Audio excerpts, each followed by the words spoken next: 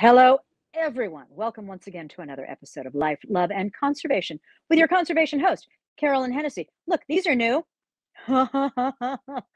because we were having such bad sound issues. And finally, producer Eric. Hey, producer Eric, where are you? I'm here. There he is.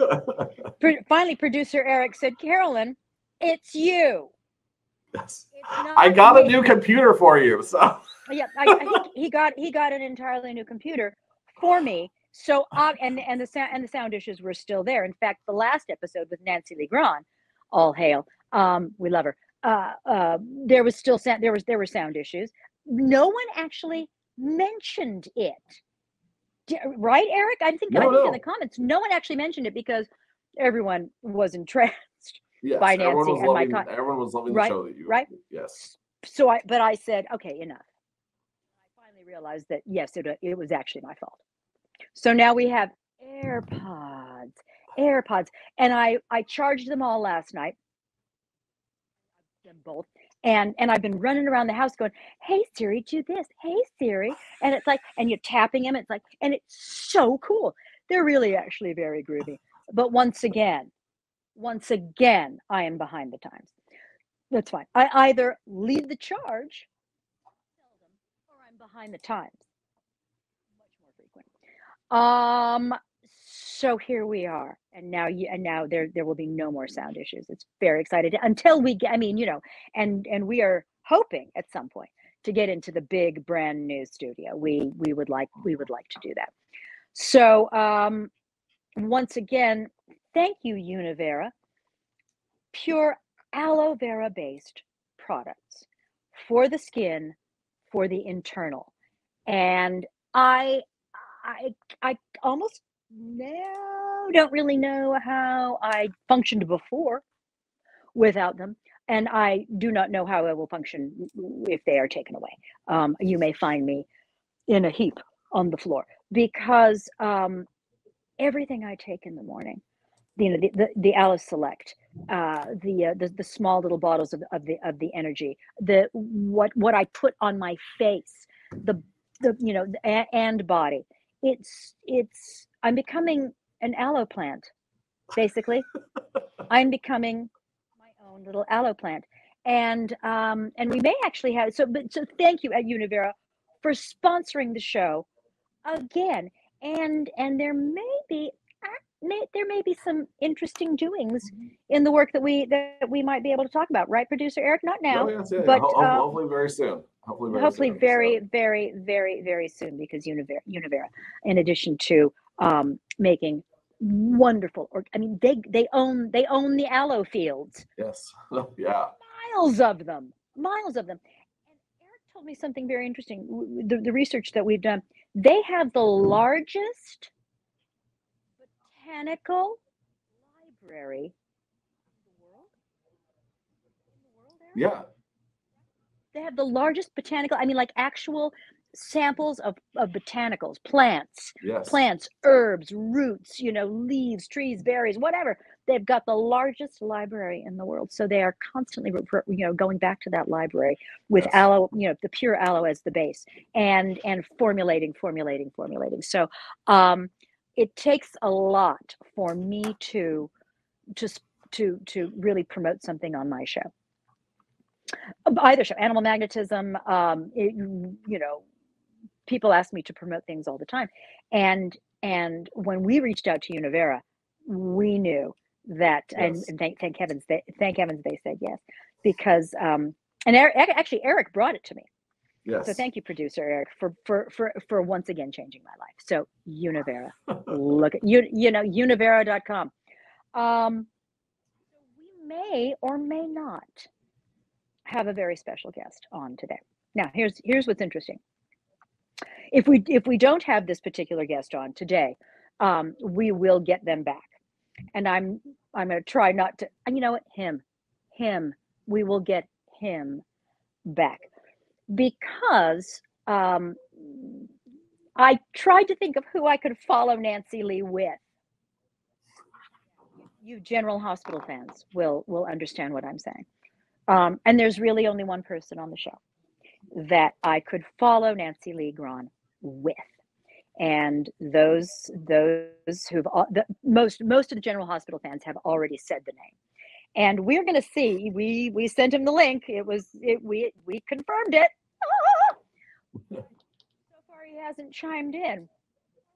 That's all right, because that enabled me to really formulate the topic for me just talking today, and that is panic.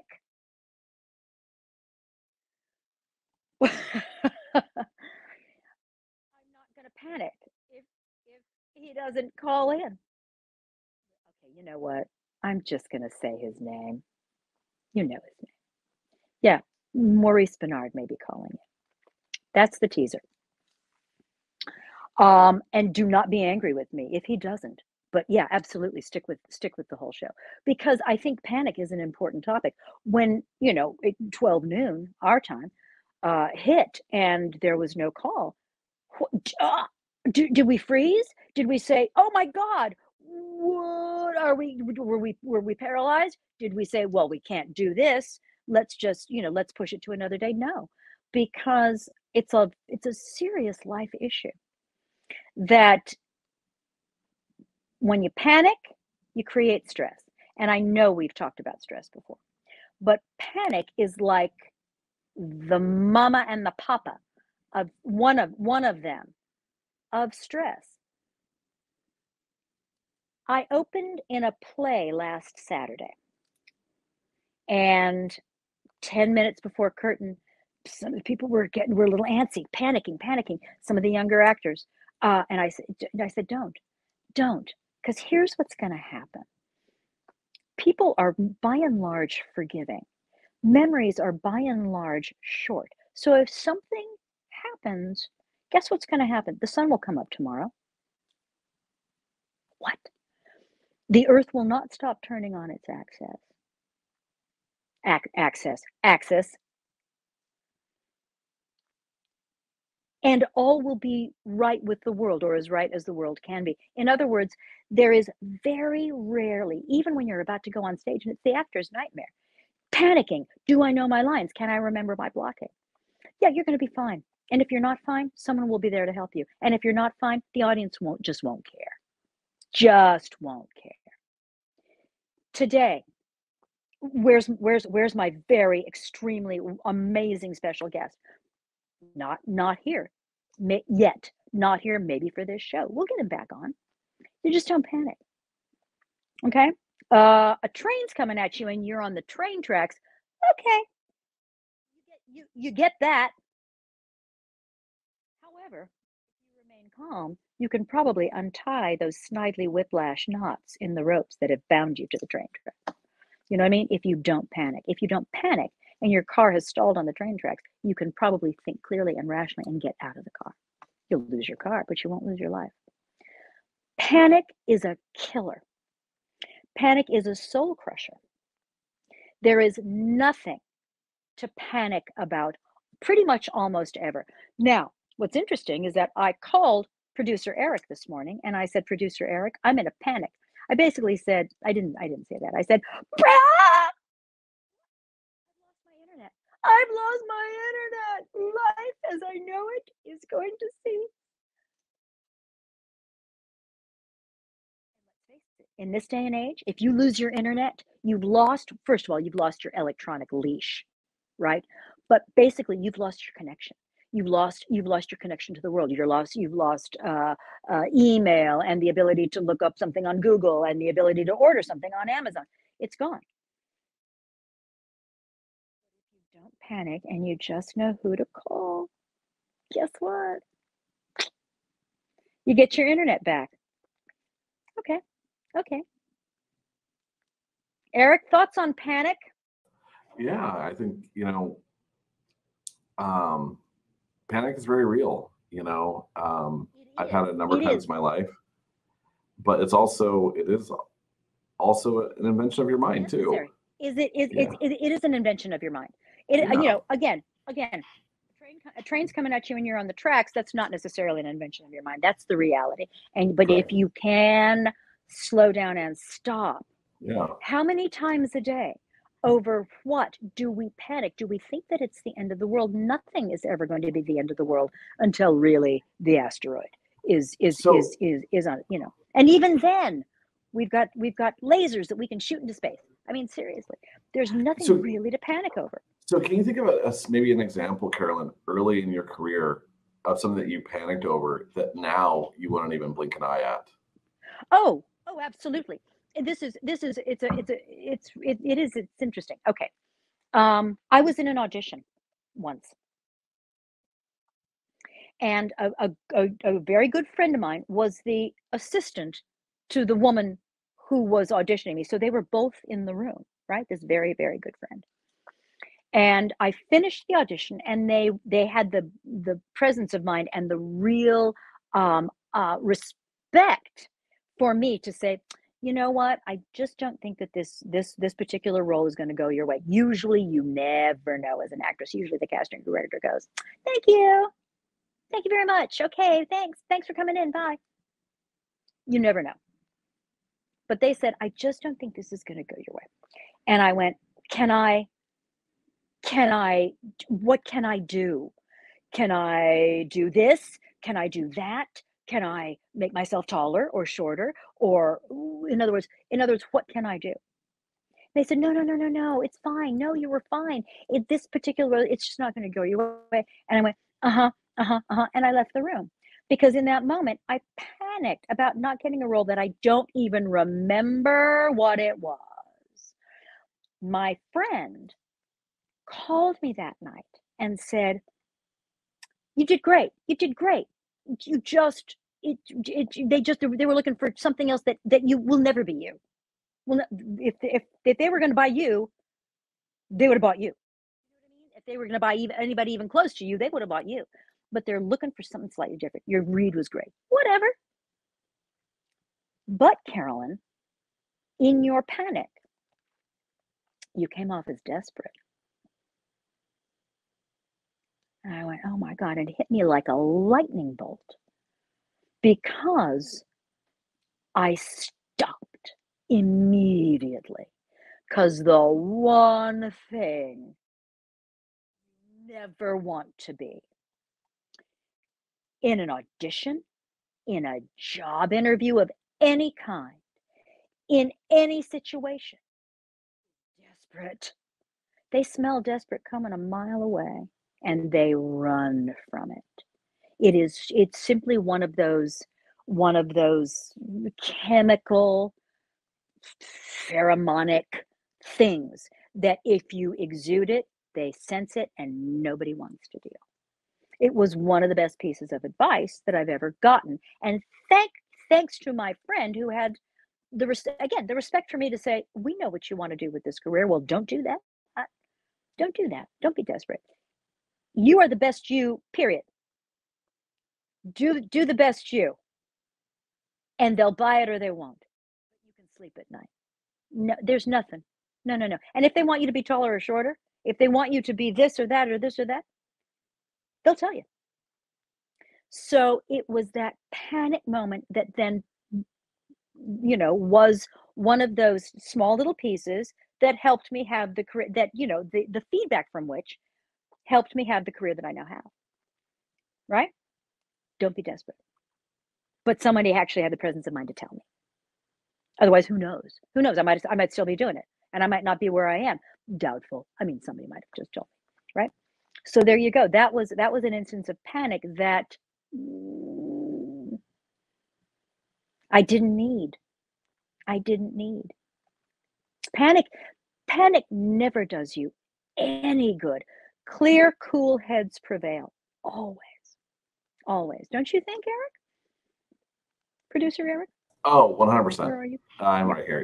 Yeah. No, that story that was really good. I was just thinking about it because the last time I had a true panic was when COVID started locking down, and I was in Thailand with my husband, and it looked like I might get stuck in the Bangkok airport. And it was a moment. I mean, that's where I'm a very calm, collected person, as you know, Carolyn. I'm not one for panic normally. Yes. But that was a moment where I'm glad I had my husband who was like, I will handle this. And I was like, And that allowed me a moment to breathe and then collect my thoughts and then work through it. Right. Listen, we all have those. I will have moments of panic again in my life, of course.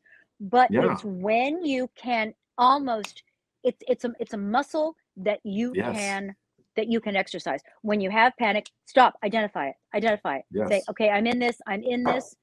And if you can step back and say, yeah, I was in it. Now I'm not in it anymore. And now I can actually get done what needs to be done. Then the lag time between you panicking and understanding that you're in it, you've identified it, and you can now back away from it, will get shorter and shorter and shorter. Well, and shorter. I think that kind of brings us to number 2 of panic, which is love and panic. Oh my gosh. Will he, it's like, what did he mean by that text? What does that mean? What if he's going to break up with me? I need to panic. No, if he breaks up with you, odds are you've dodged a bullet. If panic in, how am I going to tell somebody that I don't love them anymore? Panic. Will I ever be loved again? Panic. I'm on a date. And what's that? Panic that I'm never going to have a date again. No, I'm not panicking that I'm never going to have a date again. And I might not, by the way. Fine, whatever. Panic that you've said the wrong thing on a date and they don't like you anymore. Guess what? Because you can sit there over your borscht and say, oh my God, here's somebody I really like. They just looked at me funny. Well, guess what? If you said the wrong thing, if you said what's in your head and they didn't like it, they ain't the person for you. They're just not the person for you. I don't care how tall or well-built or how much well-built, how much money they've got. They're not the person for you. You will be miserable. If you say something that is in your heart, you think is funny, unless you've said that, you enjoy kicking puppies, in which case, no, you please get therapy. But if you say something, innocuous and you think it's adorable and they don't, find someone else if you want to be happy. If you're interested in a relationship, if you're interested in a one-night stand, whatever, I can't help you there. But if you are interested in actually finding love and someone doesn't like what you've said, don't panic. Move on. What about you, Eric? I mean, no, I'm with you. I am with you. I have all the things you describe as that pathetic, desperate panicking I have done until my husband. And I remember when I met V2, I kind of went through all the normal things of like, I like to put up a lot of walls a lot of times between myself and other people. And Carolyn, you're one of the few people that I don't have walls with. And what's the point? Well, no, that's There's exactly no, what. No, there wasn't. Right? You've seen me in my delicates, but I've seen you in your delicate underthings. but I remember I was on this date, my very first date with V2, and we ended up, our date was just 6 hours of talking is what that date ended up being. I remember on it, I just remember thinking like I was going to like kind of do the normal kind of like guarded thing. I just thought, I'm just going to be myself, and if he likes me, he likes me. And it was the best decision I ever made because V2 number 1 does not suffer pretension at all. And so if I would have done any of that, he would have been 100% not into me. But me just being me was what he wanted. And he's the love of my life, and there's no one else. So it's the person who's right for you, what they all want.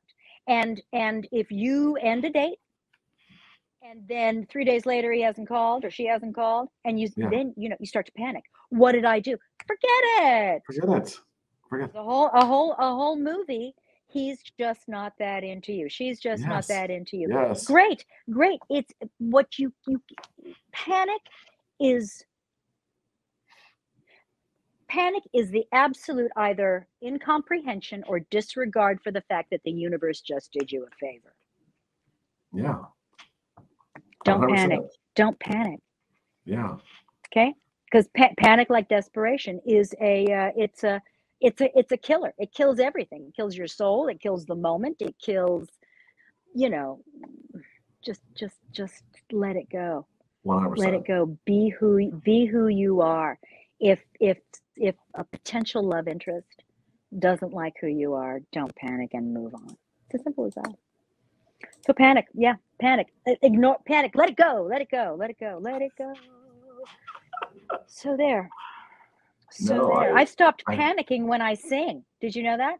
Because I started singing again, and yes, and there were times when I would just kind of go, I don't even know how to hit that note. Don't panic. Who cares? Who cares? Basically, who cares? So I do have a question though, a little bit about. Am I ever going to have another audition again? Yeah. What? Go ahead. No, you're all good. Oh, but like, so this, I know you kind of talked about a little bit, but like this latest like stage show that you were in, you know, because you haven't been in a stage show since Masterclass, is that correct? Or on stage? Right. Yeah. So how did you feel about returning? Was there any sort of No, there's no panic. There's no panic. There are no butterflies. I know it or I don't. I know it. And if I don't know it, I will figure something out in the moment. Yes. I'll calm, cool heads. I've seen folks like that. Sorry. You've seen me focus like that? Oh yeah, I've seen you focus like that. When you're figuring it out, you are figuring it out. When you're figuring out, you're figuring it out. You know, you are a woman driven. Panic also can denote a lack of preparation, right? Mm-hmm. I'm not really well prepared for this particular interview or this particular thing that I'm going to do. I mean, did we panic before we came on today? No. And I don't think our special guest is coming on, in which case I need to make a phone call, and I will. And maybe we'll have him on next time. Fingers crossed. Because again, what could I follow Nancy Lee with? There was only one person. We didn't panic. We just said, yeah, you know what? Let's talk about panic. So let's talk about conservation, my darling. Oh yes. And you said because when I came up with panic, you said panic is the through line for all three of the segments: life, love, and conservation. So we've talked about the first two. What about conservation? What do we have going on? No. So I think like when you think about conservation, and I think when you think about like the people that we know are incredibly successful in conservation, are people who honestly don't panic. They don't buy into clickbait articles. They don't buy into sensationalist stuff. These are people who are like, the way to solve problems is through methodical planning and action. And that the people who create panic and conservation are the people who are kind of creating more problems. Sure, of course. People like PETA. Organizations like PETA, people who are But you look at somebody like Jack Hanna. I don't think Jack Hanna ever knew a moment of panic in his life. Ray Stafford does not panic. Billy Hurley, formerly of the Georgia Aquarium, not a panicky person. No, because first of all, the people on the advocacy side of things have facts, figures, research. They don't talk. They don't wear their hearts on their sleeves, so they don't talk from their heart. They talk from their head, which is connected, but the head rules the heart, or should, and they understand that, as opposed to the heart ruling the head, and then everything gets destroyed. Do you know what I mean? Because people they think short term. As opposed to people on the advocacy side who are thinking long term. Yeah. So when you speak, having facts and figures, numbers, statistics, then you come from a place of calm because you come from a base of knowledge. Yes, 100%. And the more knowledge you've got, the less you need to panic. Well, because I was thinking about that, like you and I send you conservation stuff here and there, I kind of like learn something new. Oh, sure. And it's one of those things where it's like, in my goal to reduce plastic consumption, I started using laundry pods. I'm like, okay, well, this is cut down on plastic. This will cut down on waste. And then I learned like, well, oh my goodness, that little film around the laundry pod is actually a plastic that gets dissolved into waterways and is killing freshwater species. It's killing fresh. And I literally, before you sent me that article, I have tied laundry pods. I don't know what I'm going to do with them now. Yeah, I don't know. But yeah, I know I have a giant thing of 128 of them that are sitting on top of my washer now, and I bought laundry sheets now because I found the most ecological, solution I could find. You're kind of fading in and out. I know it's not me because of the AirPods. You're fine. But you're fading. I know I'm fine thanks to you. But I got my AirPods. You're good. No, sorry, it might be the way I'm turning my head. Before we sign off, right. Listen, we were gonna do cheers and jeers, and so let's see if we can do cheers and jeers in the conservation world, and see if we can apply the whole panic situation, panic scenario to each of these things. And then, by the way, I have a little bit of a tease for the General Hospital fans who have hopefully stayed with us. Okay. So cheers and jeers. Yes, I know. Cheers and jeers.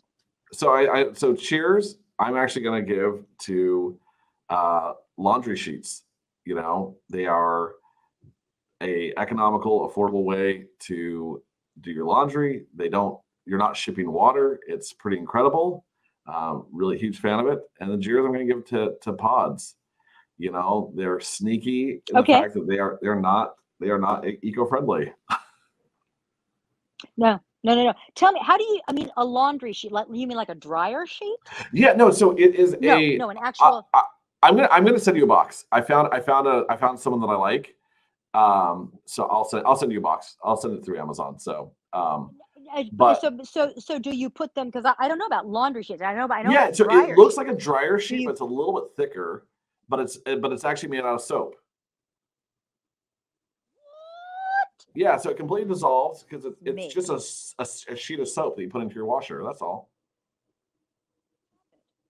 Yeah. And so the plastic does not get sent out into the ocean. These because they're finding microplastics in the Marianas Trench. The deepest point on this planet is the Marianas Trench, and they've got zombie worms down there. Did you know that? And now microplastics. And that's the incredible thing. Like, I think you'll love these laundry sheets. The packaging is 100% recycled paper with soy ink. Anyways, it hits every note of conservation stuff. I'm studying their packaging. Where can people? Okay, well, where can people find them? On Amazon. Okay, and just look up on laundry sheet. Just look up. Let me maybe your local store. Look at your local store, but 100% on Amazon. But that's where you can get it. Just stop at the pods. Stop at the pods. Fantastic. Okay, stop the pods. All right. So sorry, go ahead. And yes, cheers and jeers. Because you know what? Conservation doesn't always necessarily need to refer to animals. It's conservation of the planet, our resources, that will then lead to a larger populations of animals. So there you go. And I think, my AirPods are at 10%. So I think we should probably close this out. And I will say, yep, there you go. For everyone who wishes that Diane Miller had a love interest, and for everyone who saw the end of Trina's trial, your instincts are good. That's all I'm going to say about that. Everyone who said, well, will these two pass the chemistry test? Your instincts are good. You have good instincts. There you go. Thank you, Producer Eric, for once again a fabulous life, love, and conservation. Please, I don't know how much longer I've got with these. So tune in again. We will send up another life, love, and conservation coming your way very, very quickly. Hope you enjoyed this one. Don't panic. Don't panic if you didn't see our special guest. He'll be on. Thanks again.